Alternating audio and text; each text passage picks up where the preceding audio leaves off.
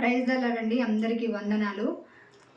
మనం ఈరోజు మత్తయి సువార్త 5వ అధ్యాయం 6వ వచనం చదువుకున్నాము. నీతి కొరకు ఆకలి దప్పిక గలవారు ధన్యులు, వారు తృప్తిపరచబడుదురు. నీతి కొరకు ఆకలి దప్పిక గలవారు ధన్యులు, వారు తృప్తిపరచబడుదురని వాక్యము ప్రభుల వారు మరి తన శిష్యులకు బోధించారు. ఆకలి దప్పికలు అంటే మరి మనం ఈ లోకంలో జీవించినప్పుడు మనకు ఆహారము దప్పిక ఎలాగైతే మనం నీరు త్రాగుతామో అలాగే మన ఆత్మకు కూడా ఆకలి దప్పికలు అనేవి ఉంటాయి. దేవుడు ఏమంటుండు, ఆకలి దప్పిక దేనికోసం ఉండాలంట? నీతి కొరకు ఉండాలి. నీతి కొరకు ఆకలి దప్పికలు కలిగి ఉండమని దేవుడు చెప్తున్నాడు. మరి సాతాను ప్రభువు వారు 40 రోజులు ఉపవాసం ఉన్న తర్వాతకి వచ్చి సాతాను ప్రభువు వారి దగ్గరికి వచ్చి, మరి నువ్వు దేవుని కుమారుడు అయితే రాళ్ళను రొట్టెగా చేసుకోమన్నప్పుడు దేవుడు ఏమంటాడు, రాళ్ళ వల్ల కాదు, మనుషుడు రొట్టె వల్ల కాదు, మనుషుడు మరి దేవుడు నోటి నుంచి వచ్చే ప్రతి మాట ద్వారా జీవిస్తాడని చెప్పడం జరిగింది. అలాగే మనం కూడా ఈ లోకంలో జీవించినప్పుడు మనకి శరీరానికి సంబంధించిన ఆహారము అవసరమే, కానీ దేవుడు ఏమంటున్నాడు, మన ఆత్మకు మన నీతి కొరకు ఆకలి దప్పిక కలిగి ఉండాలని చెప్పడం జరుగుతుంది.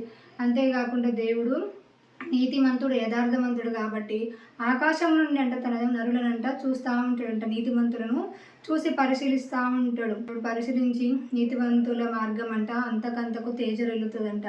అంతేకాకుండా దేవుడు నీతిమంతులకు కలుగు ఆపదలు అనేకమని, ఎన్ని ఆపదలు మనకు వచ్చినప్పటికీ నీతిమంతులుగా జీవించినప్పుడు అన్ని ఆపదల నుంచి దేవుడు మనని తప్పిస్తాడు. అంతేకాకుండా అంతకంతకు నీతిమంతుల మార్గం తేజరెల్లుతుందంట.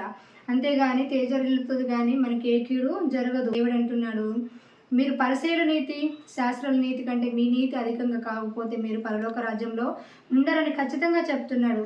యోహాను భక్తుడు మరి బాప్తిసం ఇచ్చేటప్పుడు పరిసయ్యులను సద్దుకైలు వచ్చి బాప్తిసం తీసుకున్నప్పుడు, సర్పసంతానమా మరి మీరు ఎందుకు ఆత్మ యొక్క ఫలాలు లేకుండా తీసుకుంటారని గద్దించడం జరిగింది. అలాగే వాళ్ళ నీతి కంటే మన నీతి ఎందుకు అధికం కాకపోతే మనం పరలోక రాజ్యంలో ఉండమని ఖచ్చితంగా బైబిల్ బోధిస్తుంది. కాబట్టి నీతి అనేది మనం ధరించుకోవడం అనేది ఎంతో అవసరమై ఉంది. ఎందుకంటే మరి నీతిని బట్టి దేవుడు లోకానికి తీర్పు తీర్చుతాడు. అంతేకాకుండా యథార్థతను బట్టి మనకు ప్రజలకు న్యాయం తీర్చుతాడు. నీతి కొరకు ఆకలి దప్పిక కలిగి ఉండడం అనేది ఏదో సాధారణమైన విషయం అని మనకి కొట్టివేయడం కాదు. ప్రజలారా, దేవుడి బిడ్డలైన వారు దానిని మనం స్వతంత్రించుకున్నప్పుడే మనం పరలోక రాజ్యంలో మరే ఉండగలుగుతాం. నీతివంతుల మార్గం అంతకంతకు తేజరిల్లుతుంది. అనేక ఆపదలు వచ్చినా తప్పించబడతారు. దేవుడు చెప్తూ ఉన్నాడు, మన నీతి మన ముందర నడుస్తుందని. దేవుడు నీతివంతుల పక్షంలో ఉండే దేవుడని మరి చెప్పడం జరుగుతుంది.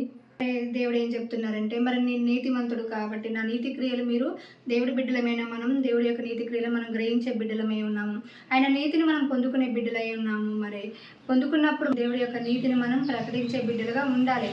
ఎందుకంటే ఆయన నీతి క్రియలు మనం పొందుకొని ఇతరులకు ఆయన నీతిని మనం ప్రకటించే బిడ్డలుగా ఉన్నప్పుడు ఇతరులను కూడా మనం రక్షించే బిడ్డలుగా ఉంటాము. ఈ వాక్యం దేవుడు ఏం చెప్తున్నాడు, నీతిమంతుల గురించి దేవుడు ఎంతగానో పరిశీలిస్తాడు. అంతేకాకుండా ఆయన నీతిమంతులకు ముఖదర్శనం చేసే దేవుడు, యథార్థవంతులకు ముఖదర్శనం చేసే దేవుడు. నీతిగా బ్రతకడం అనేది మన పిల్లలకి, మనకి, మన కుటుంబాలకి అది ఆశీర్వాదకరంగా తెచ్చిపెడుతుంది.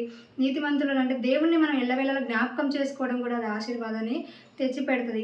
ఈ వాక్యం మీ వినికిడిలో దీవించబడాలని, ఈ వాక్యము రెండించిన ఖడ్గం కాబట్టి మనం నీతి మార్గంలో అనుసరించి ఆ ఉగ్రత దినంలో నేను ఉగ్రతను తప్పించుకోవాలని, ఆ ప్రభు రాకడ సమయంలో మన ఎత్తబడి గుంపులో ఉండాలని ఈ వాక్యాన్ని బట్టి దేవుడు మనందరినీ దీవించబడును గాక. ఆమేన్.